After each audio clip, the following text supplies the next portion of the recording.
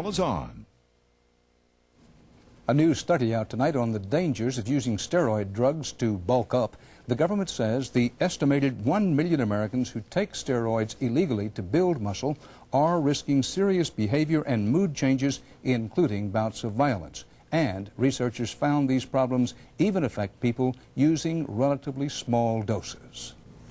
And more news about health and medicine tonight, this time about longtime smokers. As Dr. Bob Arnott reports, the latest evidence is in.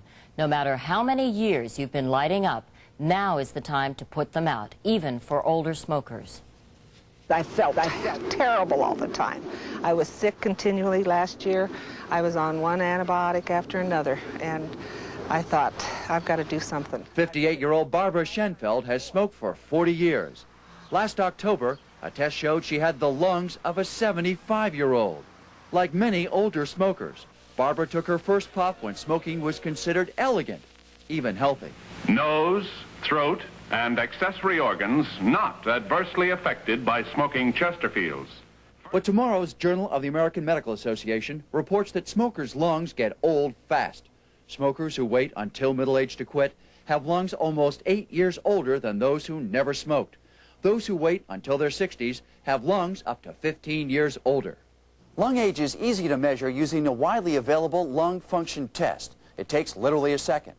The slower you can exhale, the older your lungs. And the older your lungs, the more likely you are to suffer cancer, heart disease, early disability, and death. Put the tube in your mouth, blow it out hard, push, push, push, push, push, push. Doctors recommend widespread use of the test to encourage smokers to quit before they get sick. Sometimes the stimulus to quit is ill health, and that's unfortunate, I think, if people wait until they're so seriously ill that they have to quit for health reasons. They do better to quit before those ill health effects catch up with them. We have found that it is a potent motivating force in smoking cessation when people find out that they're getting older, that is, their lungs are getting older faster than they are. That's a real attention getter. It got Barbara's attention. She quit 6 months ago. My life has improved 100%, really. Her lungs are 5 years younger now, and a risk of cancer and heart disease will decline over the next several years, proving again that you're never too old to quit. Dr. Bob Arnott, CBS News, New York.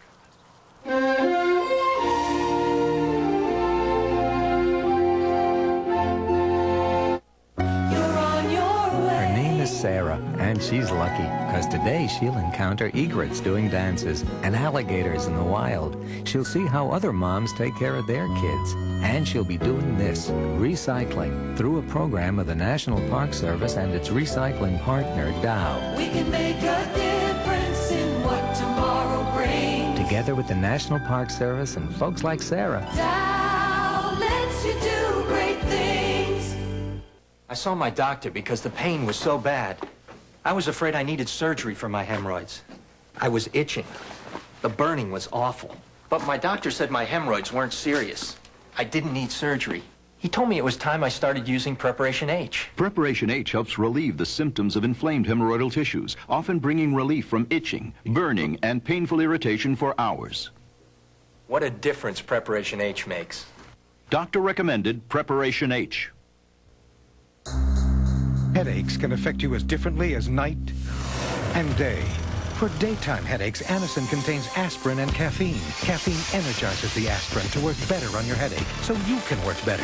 Anacin, daytime headache relief. When you ask for Tums, don't fall for this. They're all the same. Because they're not. Mylanta uses aluminum and magnesium. Tums helps conquer heartburn and gives you calcium. Something my body needs anyway. I like that. Tums! So a prize number worth millions of dollars arrives in somebody's mail. Yes, and as soon as the number's returned, you award the $10 million for American Family. That's the easy part. First, we've got to get the winner to return the number. Well, let's do it. Okay. And in 3, 2, 1. Ed and I urge you to enter the sweepstakes with our picture this week. $10 million can be yours this fast. Please, get that number back to us, and I'll say, you're a millionaire. Busing. It used to be about black kids and white kids and a lot of parents seeing red. Well, now there's a new kind of busing. In a way, it's still about color, not black and white. This time, it's green, the color of money. Correspondent Wyatt Andrews reports tonight's Eye on America. Bye. Have a good day. Bye, Mom. To put things simply, Darren Silvernagel is an upper-class kid who takes the bus to a poorer neighborhood school. Across town, the children of the Vu family are lower-income kids, and they take the bus to a richer neighborhood school. Rich kids bus to poor schools, poor kids bus to rich schools. It could be the most unique experiment with busing ever in America. And as we found out on this Parents' Night, it's probably made La Crosse, Wisconsin, the only town that actually likes busing. It helps the privileged kids by seeing kids that aren't as fortunate. My first grader loves it. She's learning all kinds of new things, seeing that everybody's not the same. You should know that in La Crosse, Wisconsin, the rich are actually quite middle class, and the poor aren't really destitute. It's a very white town with very few blacks, and only a small minority of ethnic Hmongs from Laos who settled here as refugees after the Vietnam War. So why bother to mix these schools? Why bus children because of poverty? Because La Crosse recognized what most school systems across America have come to realize, that it is the low-income children, regardless of their race, who are the toughest to teach. In real blunt English, Mr. Thurston, what is it to teach a class that's 80% low income? You have to put forth a much greater effort. And when you're working with more children who are living in poverty, you're dealing more with social and emotional issues. I mean, and that borrows time from the education? It does. It definitely does. Many people thought the school system had gone right off the edge of the earth on this one. School officials like David Johnston almost lost their jobs when they tried to sell the idea. There was a recall drive mounted against the school board, with high and low-income parents refusing to be lab rats in some bureaucrat's experiment. And these adults are stepping in and saying, well, we need to mix. These kids have to be better raised with these other kids, like they have better manners than these other ones. And it's not so.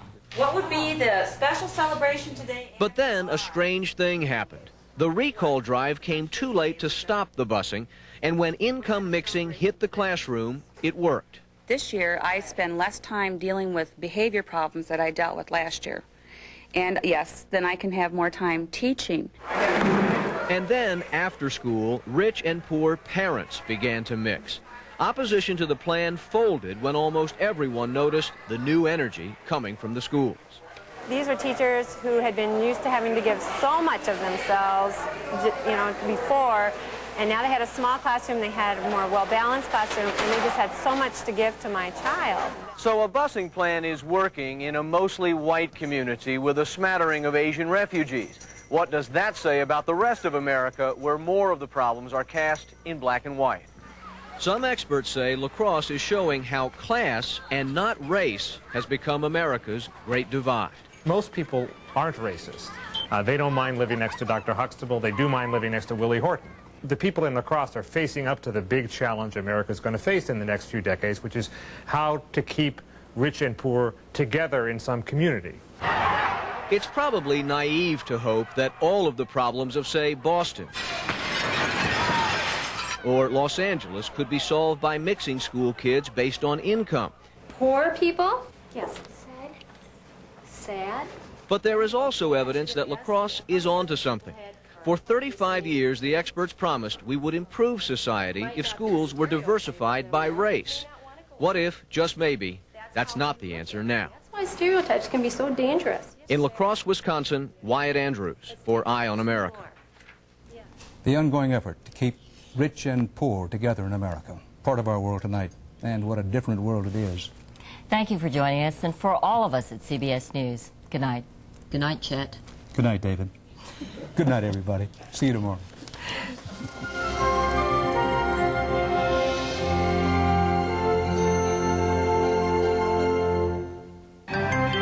Experience CBS News.